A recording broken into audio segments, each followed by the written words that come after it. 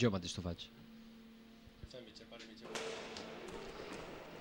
Salutacions, benvinguts a Arenys de Munt, una vegada més Televisió Digital de Catalunya fent costats a l'hoquei patins, aquesta primera divisió nacional catalana d'hoquei. Avui partit entre l'Arenys de Munt i el Futbol Club Barcelona. Sorli Discau, com ja és habitual, ens acompanyarà en l'anàlisi tècnic del partit el seleccionador català d'hoquei patins, el senyor Jordi Camps. Jordi, gràcies per estar de nou amb nosaltres. Hola, bon dia.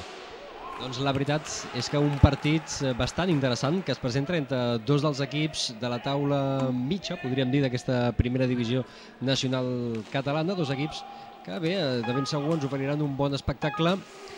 No sé si ofensiu, perquè no són els dos equips que més gols els agradi fer d'aquest campionat, però si més no, molta intensitat, això sí que segur ho tenim, Sí, realment són dos equips que estan a la zona mitja-alta de la classificació, els dos estan empatats, i realment pot ser un partit interessant, no? I més a una pista, la d'Arenys de Munt, en la qual doncs, normalment sempre hi ha força gent, i avui no és una excepció, i més, no sé, potser el fet de ser-hi nosaltres doncs, també és possible que n'hi hagi més encara, no? Però és un lloc on s'ha viscut molt d'hoquei, han estat jugant molts anys de Divisió d'Honor, a Primera Nacional Espanyola, i ara fa uns anys doncs, que estan intentant pujar, estan intentant sempre buscar jugadors nous per intentar, doncs, entre la pedrera que en tenen i algun fitxatge nou, doncs, intentar pujar a la categoria, diguem-ho així, de plata de l'hoquei espanyol.